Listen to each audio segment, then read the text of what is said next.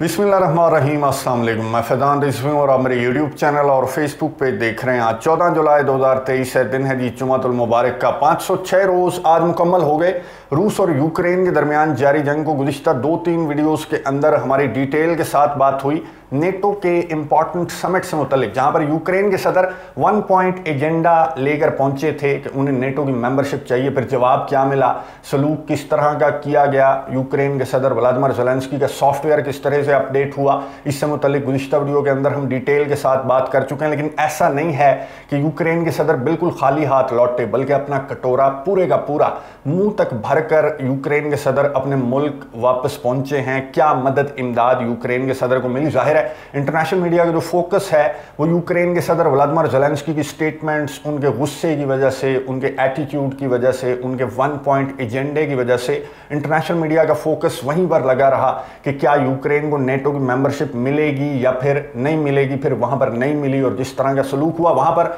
International media का focus था। लेकिन मैं आपको इस वीडियो के अंदर बताऊंगा कि यूक्रेन ने इस समिट से पाया क्या। खोया तो खैर बहुत कुछ है, लेकिन पाया क्या है और उस पर रशिया का रद्द अमल किस तरह का सामने आ रहा है। रशिया के सदर व्लादिमीर पुतिन ने खुद एक इंटरव्यू के दौरान रद्द अमल का इजहार किया। ये जो ऐलानात यूक्रेन के सदर व्लादिमीर ज़ेलेंस्की के लिए किए गए और जो भी फैसले नेटो के समिट से सामने आए, उस पर रूस के सदर व्लादिमीर पुतिन ने किस तरह से रद्द अमल जाहिर किया। और वागनर से मुतल्लिक भी बहुत इंपॉर्टेंट गुफ्तगू रूस के सदर व्लादिमीर पुतिन ने की है, जिसके बाद वागनर्स का जो फ्यूचर है वो थोड़ा थोड़ा क्लियर होता हुआ नजर आ रहा है। अमेरिका के सदर जो बाइडन ने भी वागनर के चीफ यवगेनी प्रिगोजिन को एक मुफीद मशवरा दिया है, वो भी आपको बताऊंगा। लेकिन सबसे पहले बात कर लेते हैं कि यूक्रेन के सदर ने, यूक्रेन ने नेटो के समिट से पाया क्या, खोया क्या, वो हम गुज़िश्ता वीडियोस के अंदर डिटेल के साथ बात कर चुके हैं। पाया क्या वो मैं आपको क्विकली बताऊंगा, क्योंकि लंबी चौड़ी लिस्ट है, आपने खुद पढ़ते जाना है। मैं मोटी मोटी चीज़ें आपको हाईलाइट कर दूंगा कि यूक्रेन को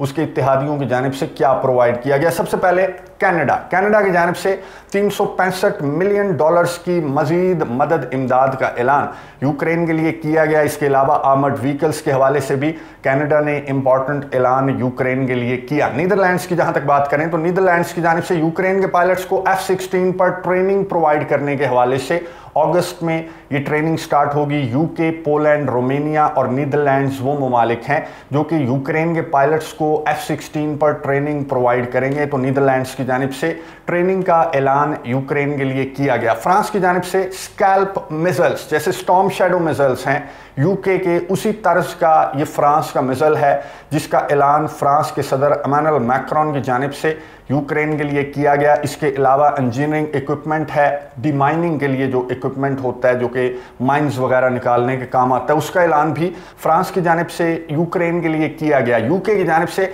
70 कॉम्बैट व्हीकल्स का ऐलान, थाउजेंड्स ऑफ टैंक एम्यूनिशन जो राउंड्स होते हैं उनका ऐलान, जो कि टैंक ऑलरेडी आपको मालूम है कि चैलेंजर 2 जो यूके का टैंक है, मेन बैटल टैंक है, वो ऑलरेडी मैदान जंग के अंदर यूक्रेन के पास ऑपरेट कर रहा है, तो उसका गोला ख़त्म हो गया।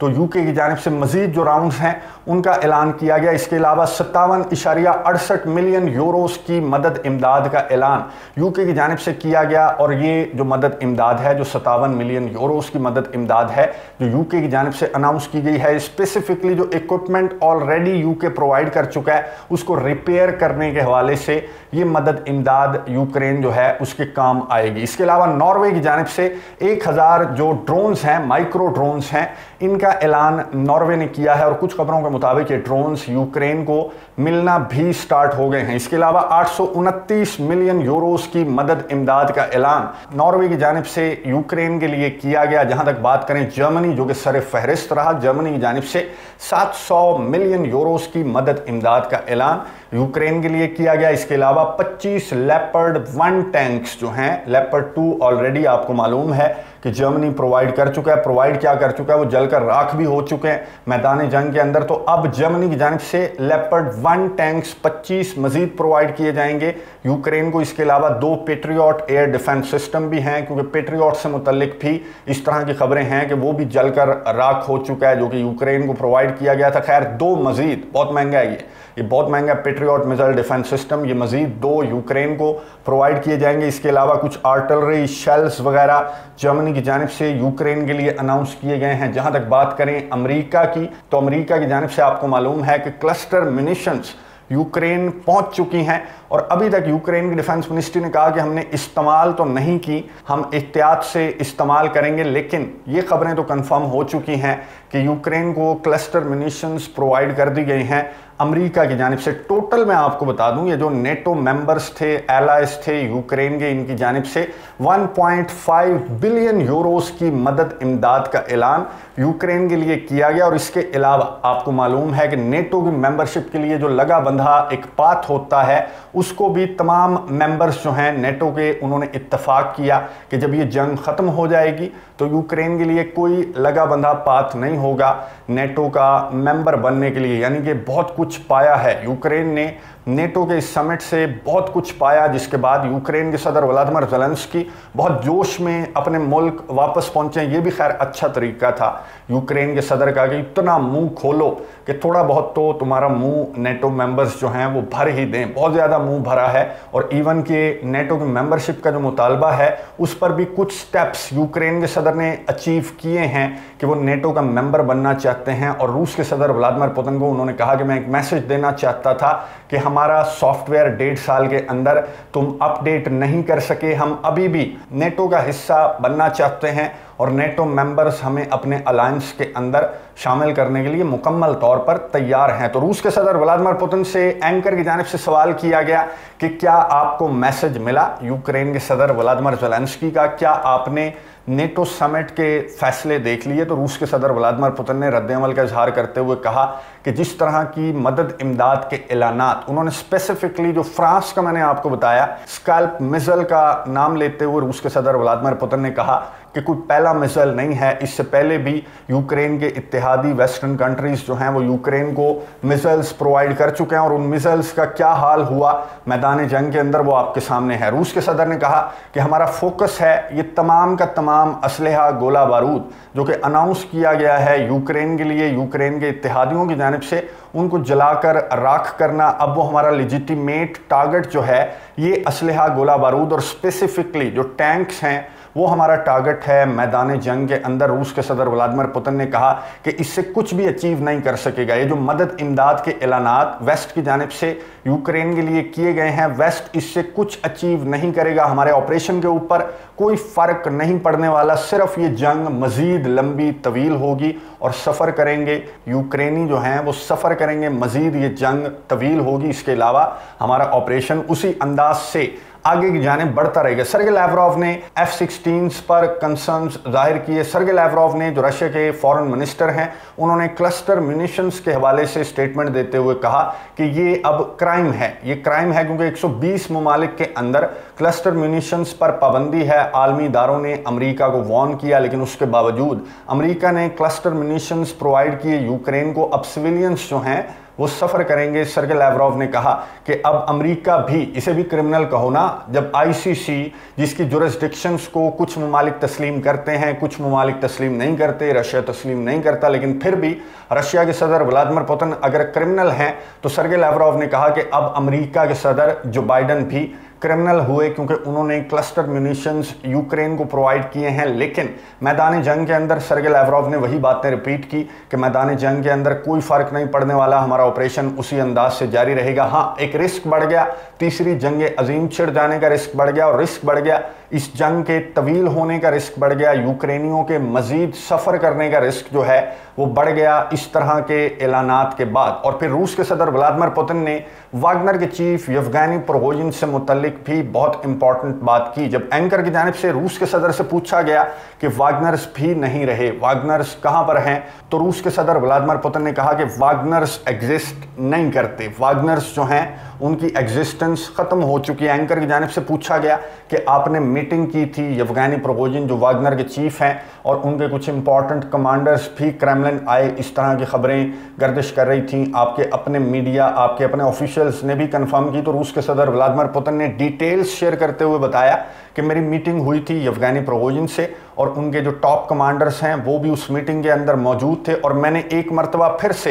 येवगेनी प्रिगोजिन को, रूस के सदर व्लादिमीर पुतिन ने एक मरतबा फिर से कहा कि सिचुएशन बिल्कुल वैसी है, कुछ भी नहीं बदला। अगर तुम यूक्रेन के अंदर जाकर उसी तरह से इस जंग में हिस्सा लेना चाहते हो तो अभी भी तुम्हारे लिए ये ऑफर बरकरार है। तो रूस के सदर व्लादिमीर पुतिन ने कहा कि जो येवगेनी प्रिगोजिन के कमांडर्स थे उन्होंने सर हिलाया और मेरा जवाब जो है वो मस्बत देने की कोशिश की, लेकिन येवगेनी प्रिगोजिन ने जवाब दिया कि मेरे जो बॉयज़ हैं वो इस पर राज़ी नहीं होते। और येवगेनी प्रिगोजिन ने रूस के सदर व्लादिमीर पुतिन की इस ऑफर को एक मरतबा फिर से ठुकरा दिया, जिसके बाद रूस के सदर व्लादिमीर पुतिन ने येवगेनी प्रिगोजिन को कहा कि इसके अलावा कोई ऑप्शन मेरे पास नहीं है तुम्हें ऑफर करने के लिए। बेलारूस के सरबराह अलेक्जेंडर लुकाशेंको ने बताया कि बेलारूस के अंदर जो बेलारूस के फौजी हैं उनकी ट्रेनिंग का सिलसिला स्टार्ट कर दिया गया है। और बेलारूस के फौजियों को ट्रेनिंग कौन दे रहा है? बेलारूस के फौजियों को ट्रेनिंग दे रहे हैं वागनर के कमांडर्स, यानी कि बेलारूस के सदर की ऑफर को वागनर्स ने तस्लीम कर लिया। लेकिन